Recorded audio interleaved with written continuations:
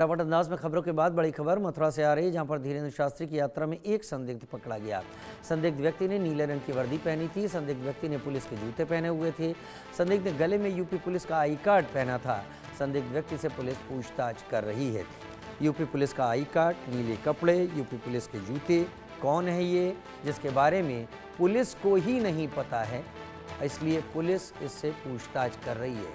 हो सकता है ये शख्स खास इंटेलिजेंस यूनिट से जुड़ा हो, लेकिन हम ये हो सकता है कह रहे हैं।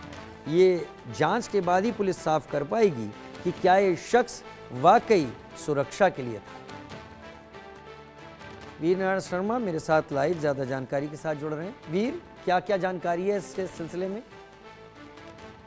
देखिए, बिल्कुल राजीव जी, धीरेन्द्र शास्त्री की सनातन पदयात्रा दिल्ली से आज यूपी बॉर्डर में प्रवेश की है। आपको बता दें कि दिल्ली से चलकर हरियाणा पहुंचे और हरियाणा से आज कोटबन बॉर्डर यूपी क्षेत्र में पड़ता है, वहां सनातन के जो जुड़े जो लोग हैं, तमाम जो साधु संत हैं, वो धीरेन्द्र शास्त्री का स्वागत करने के लिए वहां पहुंचे। तो इसी दौरान वहां लाखों की संख्या में जो भीड़ थी, इसी के भीड़ का फायदा उठाकर ये संदिग्ध व्यक्ति उसमें घुसा। इस पर नीली रंग की जो ड्रेस है वो पहन रखी थी, पुलिस के लाल रंग के जो जूते हैं वो पहने हुए थे और पुलिस उत्तर प्रदेश पुलिस का आई कार्ड इसके गले में लटका हुआ था।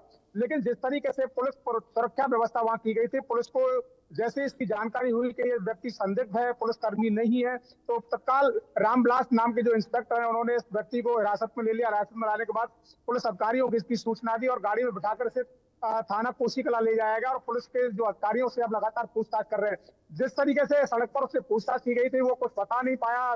पुलिस के हिरासत में लेते ही वो पसीना पसीना हो गया, पसीना देने लगा।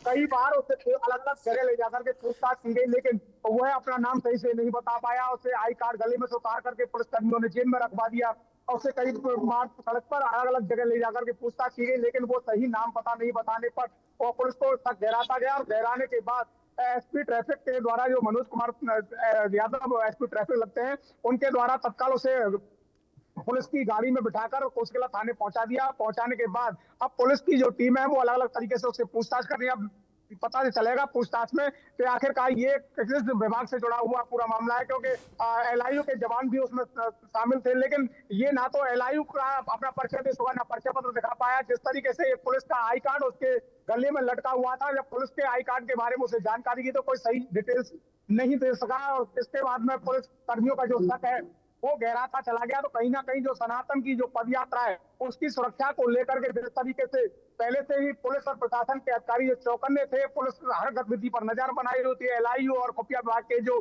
लोग हैं वो पूरी तरीके से मुस्तैद यहाँ नजर आ रहे। तो उसी का ये नतीजा है कि ये संदिग्ध व्यक्ति है, पुलिस के नजरों में जैसे ही आया और पुलिस कर्मियों ने तत्काल इसे अपनी हिरासत में ले लिया और अलग अलग तरीके से जब इससे पूछताछ की गई तो इसे पसीना आ गया। पसीना आने पर उसे कई बार अलग अलग ले जाकर पूछा गया कि भाई आपका नाम क्या है और किस विभाग में है, आप यूपी पुलिस से नहीं लगते हो।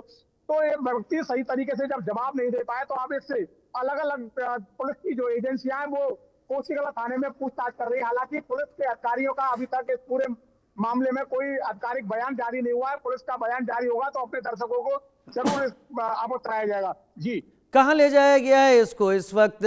क्योंकि मथुरा पुलिस इसको देख रही है, किस जगह पर गिरफ्तार हुआ ये भी बताइए। क्या ये छाता के पास हुआ, कोसी के पास हुआ? क्योंकि होडल से निकलते ही छाता कोतवाली का एरिया पड़ता है। देखिए राजीव जी, बिल्कुल जिस तरीके से सनातन की जो यात्रा है कोटबन बॉर्डर पड़ता है, जो कोसीकला थाना क्षेत्र में पड़ता है।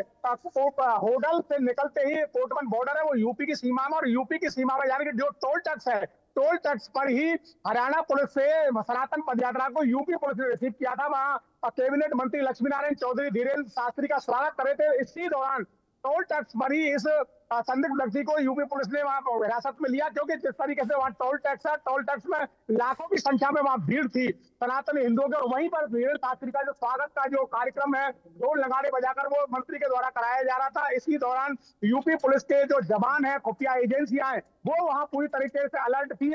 उसी भीड़ के अंदर ये जो संदिग्ध व्यक्ति है वो गले में यूपी पुलिस का आई कार्ड डालकर वो भीड़ में प्रवेश कर रहा था। इसी दौरान यूपी पुलिस के जो राम निवास जो इंस्पेक्टर हैं उनके द्वारा इसकी निगाह उनके पड़ी, तो उन्होंने इसको संदिग्ध मानते हुए हिरासत में ले लिया और हिरासत में लेकर एक जो सब इंस्पेक्टर है उनके सपोर्ट किया गया। इसकी जानकारी जो वहां सर्किल के जो सीओ है भूषण वर्मा, उनको दी गई है। भूषण ठीक वर्मा है, ने इनसे ये पूछताछ सारी की जांच गई। हो रही है। जब और विस्तार से जांच होगी तब और आपका रुख करेंगे अपडेट्स के लिए। बहुत शुक्रिया वीर, हमारे साथ जुड़ने के लिए आपका। बढ़ते हैं आगे एक छोटे से ब्रेक की तरफ, जल्द हाजिर होते हैं।